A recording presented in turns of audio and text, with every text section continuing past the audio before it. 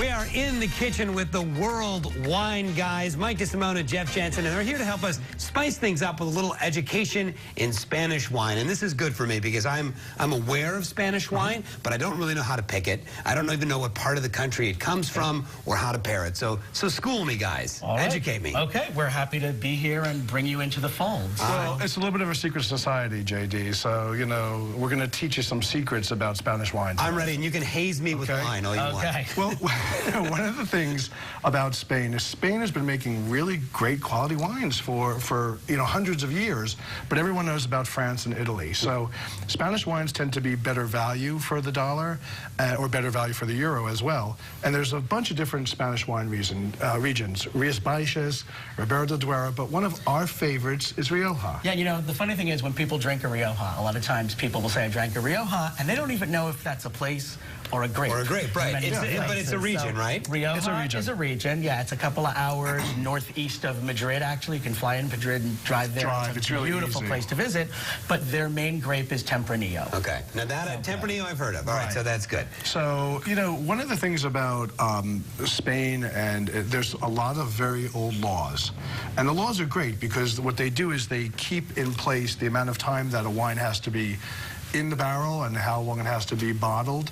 But one of the interesting things that they're doing now is a white wine coming out of Rioja. They actually have this, there is a white Tempranillo. It's this albino mutation of this red grape that was discovered in the 1980s, and they've been making wine with it now for about 10 years. So this first wine we brought on is Vivanco Blanco from the Dinastio Vivanco winery. And what's the character of this and the taste of it, since it is sort of a mutant of a normally red wine? It's very crisp, very fruity. It's a really nice wine. And that's also blended with two other grapes, Viuda and Malvasia as well. Okay. So. But I talked a little bit about the laws in Spain, and this wine is considered a joven, or a young one. Yeah. Exactly.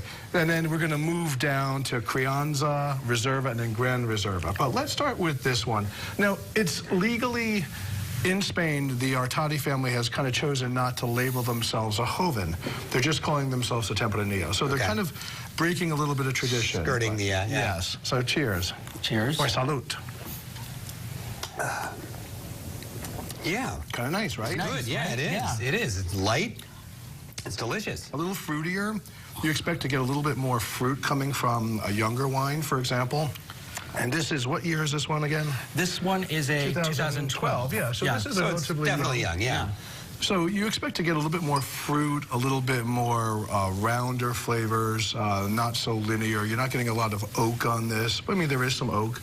But not as much as you would get with an aged wine. But you don't get some of that effervescence and the zing and the tinniness that you sometimes get from really young wines. Yeah, exactly. Not at all. I mean, it's not this wasn't, just, bottled in, picked in September and bottled. Right. Tuesday was a good day, right? This was, like the Beaujolais over 2 years old now.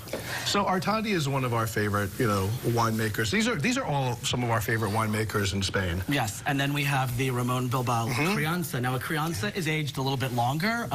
Officially, it has to spend a year in oak barrel and a year in bottle. People shouldn't worry about the rules, but just kind of like find the style you like and know whether you like a lot of oak, a little oak, or no oak. And that will help you out. But you know what? The takeaway of all of this is that Spanish wine is ready to drink when you buy it in your local wine shop. Because those laws create a certain kind of quality control for you, right? Exactly. They've done the aging for you. So, you'll see that this one is going to be aged more than this, and then this one more than that. And then, But they've really done all that work for you. So you can go to your local liquor store, buy a bottle of wine, and bring it home and drink it that night. And know what you're going to get out of it. Which is what most people do anyway. Most people don't have wine cellars. 98% of Americans, when they buy wine in a local wine shop, 98% of those wines are consumed in the same day, and most of those within 2 hours. Wow. That's, honey, I'm cooking the chicken. Honey, I'm on my way home to the bottle of Rioja. Let's take a look at the Reserva. Okay, so this is Ontañón Reserva, and a Reserva has to be aged a minimum of 3 years. So 1 year barrel, 2 years in bottle, and this actually spent 2 years in the barrel. So you're going to find a nice amount of oak. Above and beyond the law. Exactly. So this would be a little bit of a... Yeah, you can go above the law, you just can't go below it. Oh, that's definitely richer and deeper and more complex. I don't want to say smokier, but it's got earthier. Right. It's earthier than the Joven, for sure. Yeah. A little smokier, a little like smoked meat characteristics, perhaps. When you think of that, tell me just a little bit about the Gran Reserva. What would I taste if we weren't tasting that today? But the thing about the Gran Reserva is that it's a little bit bigger, it's a little bit stronger, it's a little more complex. This is a really cool thing.